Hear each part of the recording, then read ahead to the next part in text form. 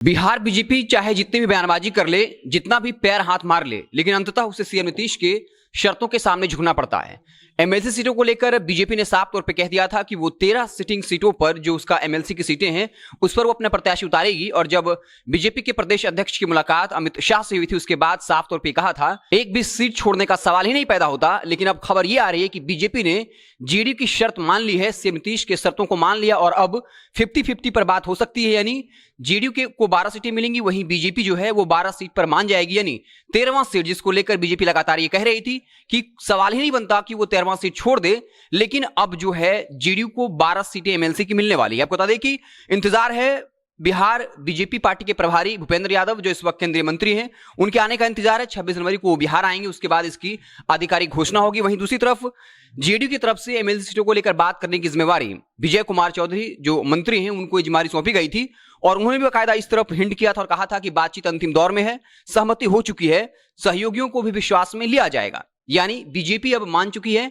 कि जो एमएलसी की 24 सीटें हैं उसमें जेडीयू को 12 सीटें दी जाएंगी और 12 सीटें जो है बीजेपी रखेगी। हालांकि वीआईपी की तरफ से कह दिया गया था कि अगर उसे सीट नहीं मिलती है तो वो 24 एमएलसी की जो सीटें हैं 24 सीटों पर अपना प्रत्याशी उतारेगी। वहीं हम पार्टी भी लगातार इसको लेकर बयानबाजी कर रही है, प्रधानमंत्री मोदी के साथ साथ केंद्र सरकार को घेर रही है और अब जो है बीजेपी कहीं ना कहीं जेडीयू के सामने नतमस्तक होती हुई दिख रही है। तो साफ तौर पे जेडीयू भले ही विधानसभा चुनाव में मात्र 43 सीटें जीत कर आई थी और बीजेपी को 74 सीटें मिली थी, लेकिन सीएम नीतीश हर वक्त बेवक्त जो है वो बीजेपी को अपने सामने नतमस्तक होने के लिए मजबूर कर देते हैं। और कई बार अलग अलग मसलों को लेकर, चाहे वो जातीय जनगणना हो या फिर विशेष राज्य का दर्जा हो, हर मसले पर सीएम नीतीश जो है डिप्टी चीफ मिनिस्टर के सामने अपना बयान देते हैं और उसके पीछे जब रेणु देवी या तारकिशोर प्रसाद खड़े होते हैं तब उनकी हाँ में हाँ मिलाते हुए नजर आते हैं। तो एक बड़ी खबर है, खबर यही कि 24 सीटों पर जहां एमएलसी चुनाव होना है, जहां बीजेपी लगातार ये दावा कर रही थी कि वह 13वां सीट नहीं छोड़ेगी जो उसकी सिटिंग सीट है, लेकिन अब जो है इसको लेकर बात बन चुकी है। वहीं दूसरी तरफ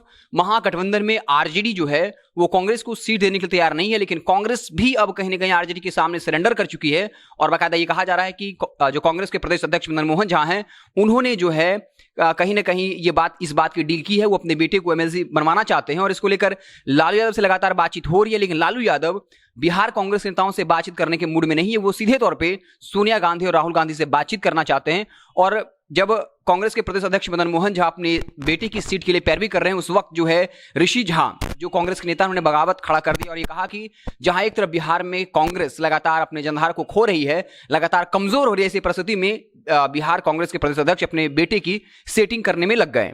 तो एमएलसी चुनाव को लेकर बिहार की राजनीति काफी दिलचस्प हो गई है। एक तरफ महागठबंधन में तो दूसरी तरफ एनडीए के अंदर घमासान मचा हुआ था, लेकिन अब एनडीए के अंदर जो है ये थमता हुआ दिख रहा है। जेडीयू और बीजेपी 12-12 सीटों पर मान चुकी है और बस इंतजार है 26 जनवरी का, जब भूपेंद्र यादव जो बिहार बीजेपी के प्रभारी है वो आएंगे और फिर इसकी आधिकारिक घोषणा हो जाएगी। तो इस वक्त बिहार की राजनीति जो काफी गर्म है उत्तर प्रदेश चुनाव को लेकर, दूसरी तरफ एमएलसी के चुनाव को लेकर। हालांकि एमएलसी की सीटों को लेकर बीजेपी और जेडीयू के बीच जो है समझौता होने की लगभग प्रबल संभावना है। वहीं यूपी में लगातार जो है बीजेपी इंकार कर रही है, वो जेडीयू के साथ गठबंधन नहीं करने जा रही है और इसको लेकर जेडीयू की तरफ से यह बयान दिया जा रहा है कि उनके पीठ में छुरा घोंपा गया है और अंत समय में बीजेपी के द्वारा धोखा दिया गया और इसके लिए खास तौर पर आरसीपी सिंह को जिम्मेदार ठहराया जा रहा। कहा जा रहा है कि आरसीपी सिंह ने हमें आश्वस्त किया था कि वो जो है यूपी में गठबंधन कर लेंगे, वहां जेडीयू को सीटें मिलेंगी। हालांकि अब जेडीयू वहां के लिए चुनाव लड़ने का मन बना चुके हैं। इसी बीच जो है लगातार ललन सिंह हो, उपेंद्र कुशवाहा हो, बीजेपी को घेर रहे हैं अलग अलग मसलों पर, चाहे वो